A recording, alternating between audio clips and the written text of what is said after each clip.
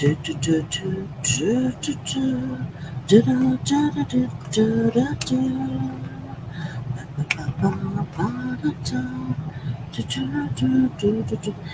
kia ora, Helen Brahms here, coming to you live from Sun City in Arizona, where it is an absolutely gorgeous, super fantastic, sparkling tune-up Tuesday. How is your day going? It is.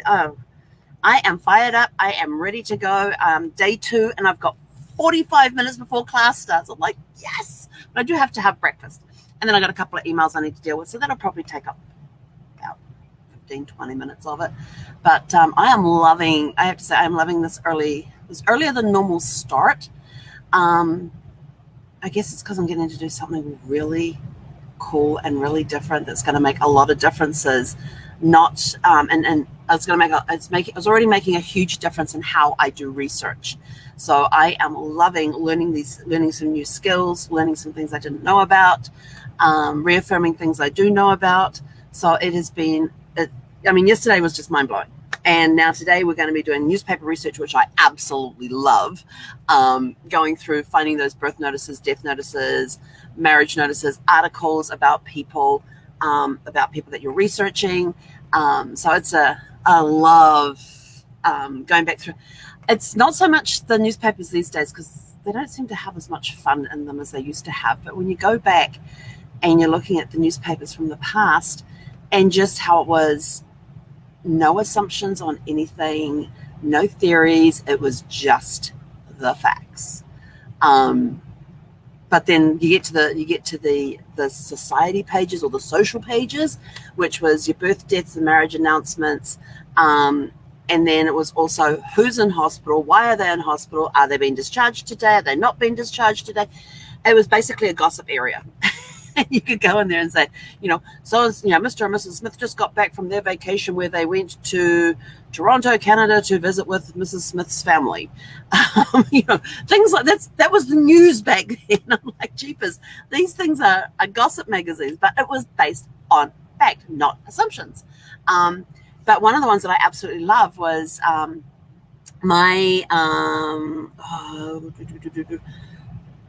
of my great uncles. Yeah, one of my great uncles was in World War II, and he was a prisoner of war during World War II, and he attempted 7 escapes in the 4 years. Oh, I can't remember now. He attempted 7 escapes during that time, but he consistently wrote home about what was going on and what was happening to him and all of that sort of thing.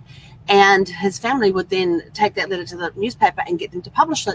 So people who had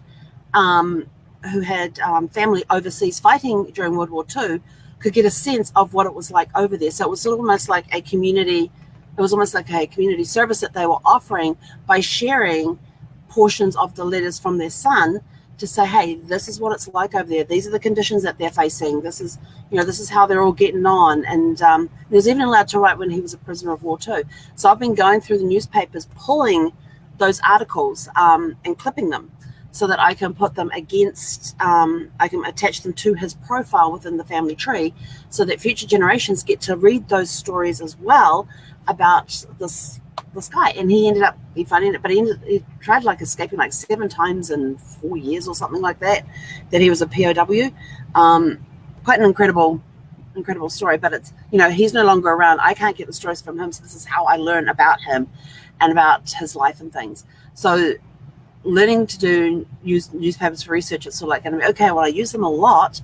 What new skills can you teach me to help me get even better with the research that I do on newspapers? So that's how I'm going into today, land records. I already know how to search land records. What can you teach me that will help me be more efficient with my land record research? Or is there some area of land records that I am completely missing?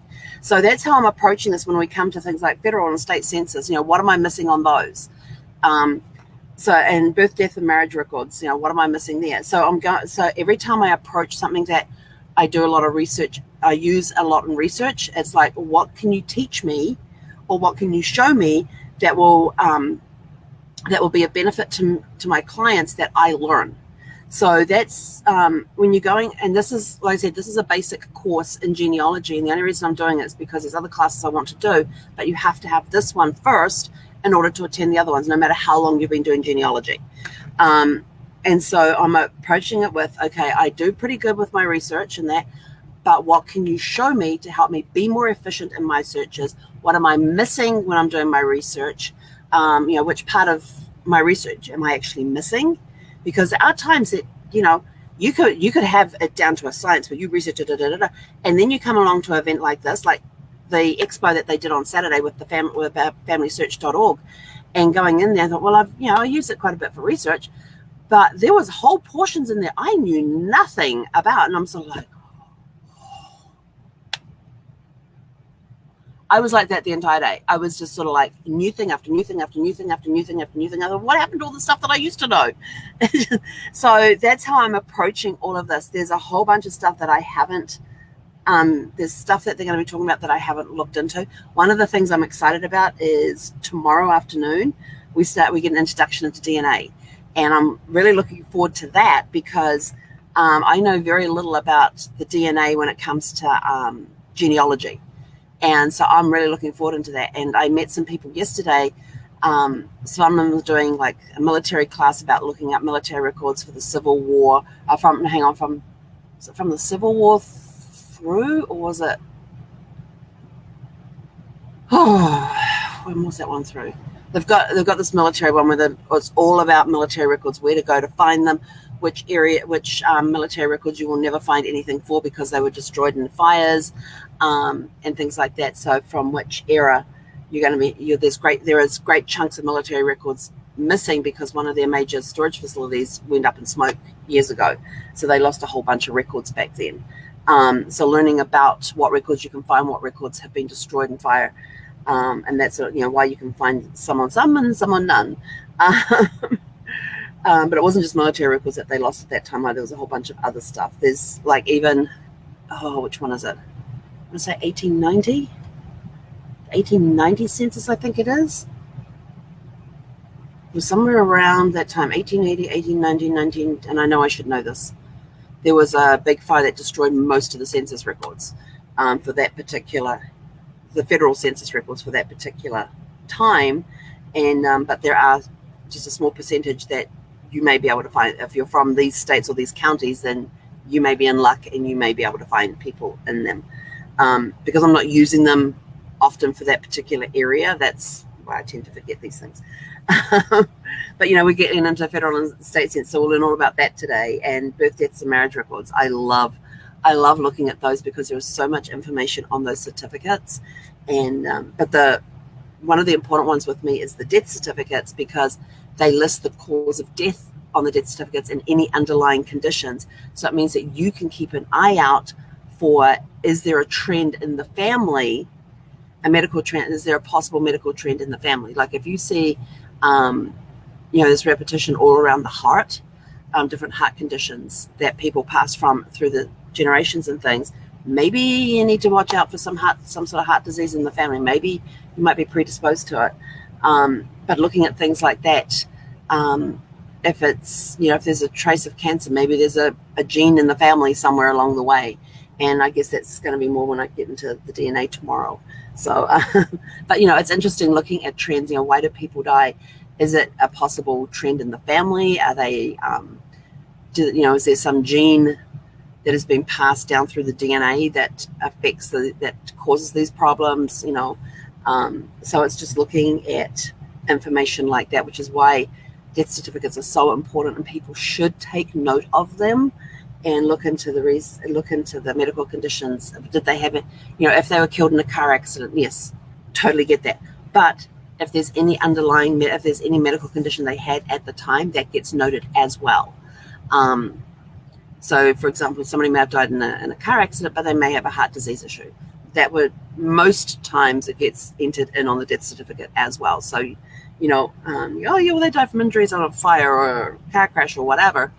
But is there anything else listed on their death certificate that you might need to be aware of? So it's kind of fun going through this stuff. And yes, I know most of the stuff that we're going over is old hat for me, but I'm open to learning and learning new things because there's always new stuff to learn. I learned a whole bunch yesterday on handwriting, doing backward E's and having D's at circle. And I'm sort of like, well, this is kind of interesting. So it was learning more about organizing my research and my project management. That definitely needed a lot of work. So I learned some good tips and techniques on that one. So I'm curious to see what I'm going to get to learn today. But the other cool part is I get to interact with other genealogists as well. So I'm forming that network. And yesterday we were just put into random rooms yesterday.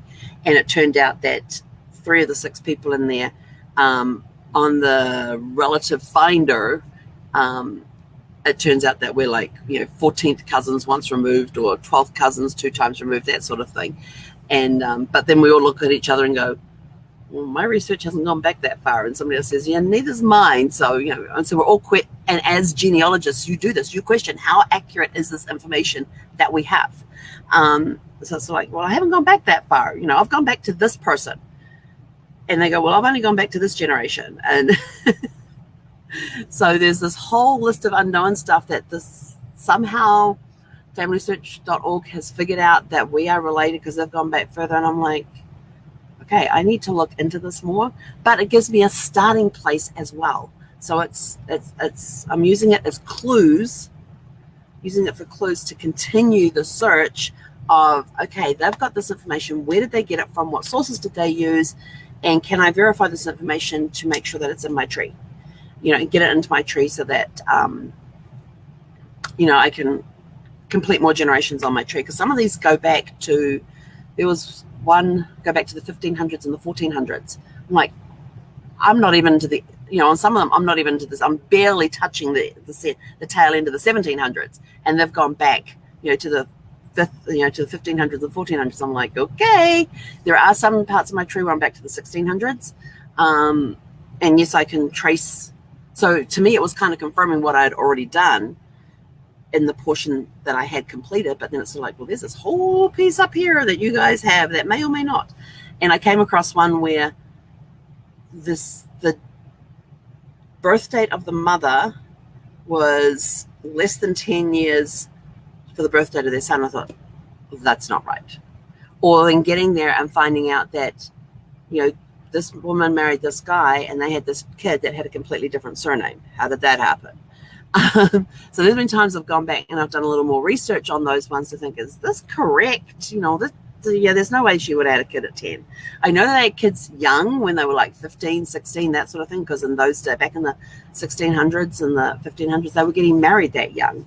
So it was possible for them to have a child at 15, but not at 10. That was just a little, yeah.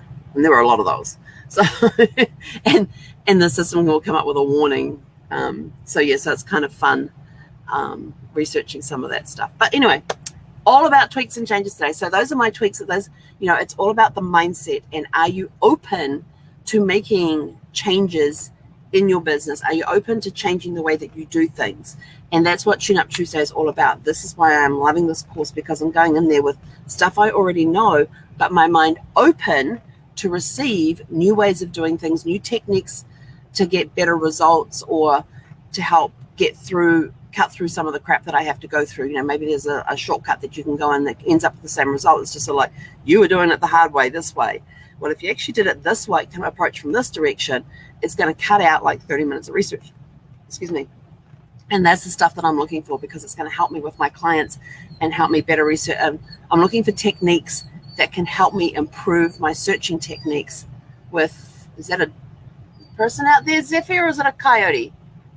We were walking down we turned onto our street and came down towards the RV, and there's a coyote. Oh, it's a guy out there.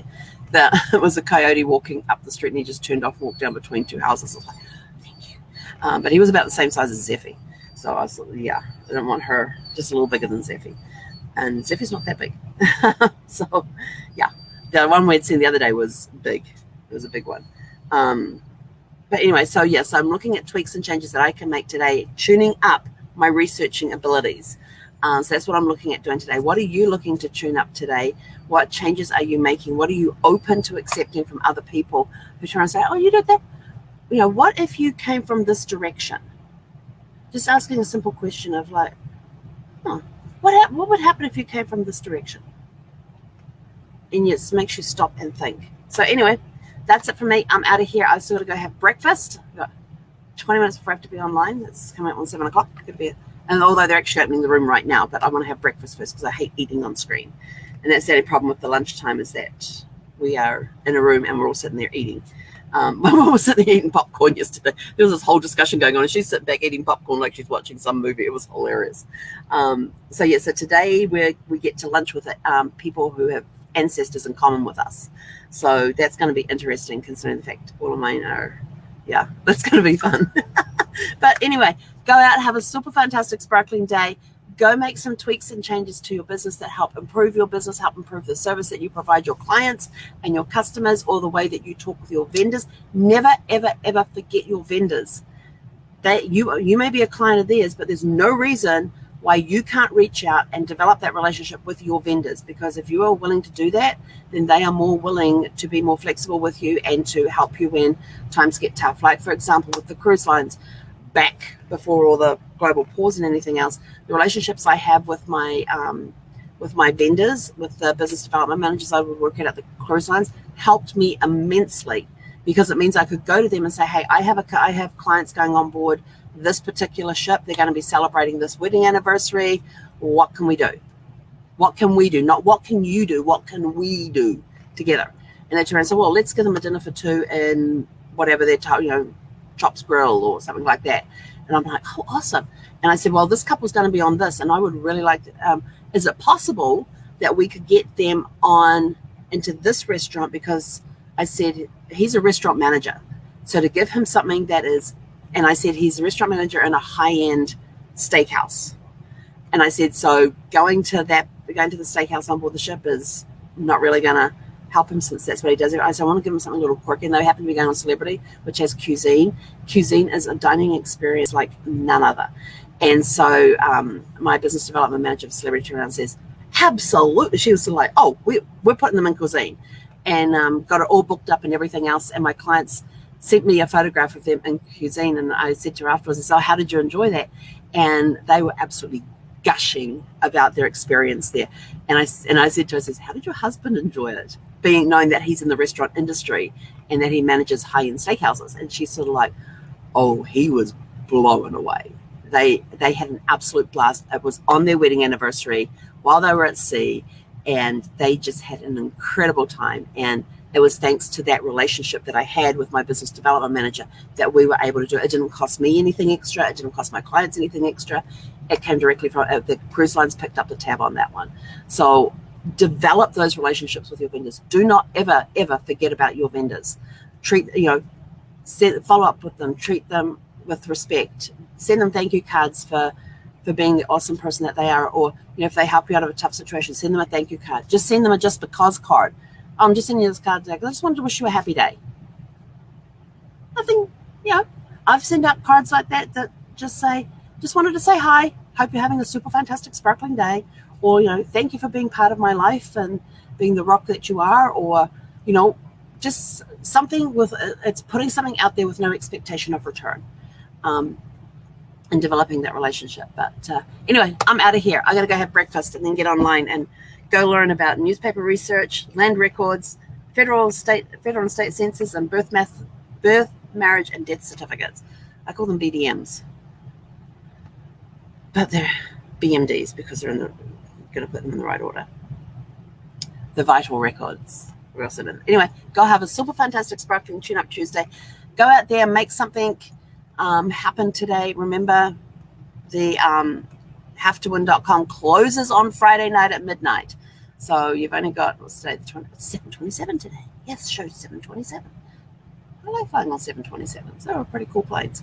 Anyway, go to havetowin.com so you can, it's a free entry into the drawing to win one of those fantastic tumblers.